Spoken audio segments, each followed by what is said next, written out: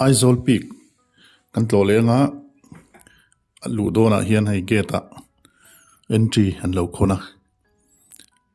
sai rang rel alo lu nu hian Aizawl Peak hi tlo a hlo khop maya tin skywalk lo kher boka hei Hnamdang te hian an lom viau maya khwalzin local hi an tam thei khop me helai mun tlo hei tu na po kan kal huna po hian Hnamdang ti mai la vai ho abikin an local an sakop maya vai ho te nen gan han kal ho donani ti hian hun hi kan han ban chawa entry vel da kan han ti fela ti chuan a chak maya hian na to hei kalkong te hi an siam thar zela an ti bel zela helai mun hi a tangkai khop maya khwalzin te tan helai mun lo hi a thak khop mai hei kan thleng chawa Aizawl Peak restaurant ti kha ti hian lo oma lai huna hian ei tur chi sang sang an nei boka tin a kot a hian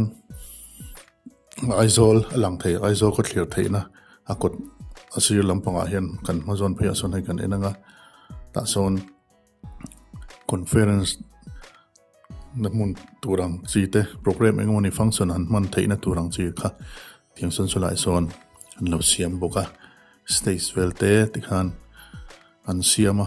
rem chang don khop mai han en thokila ti hian hei na view hi nuam khop maya Aizawl lang chiang boka ti khuan Aizawl lampang chaltang vel te bong kon ti khan zar kot te ti khan Aizawl lang chikim hle ni tuna chung lama kan lut chawanga skywalk kan han enam anga ti chuan skywalk atangin kan han thlir kwal velanga ti chuan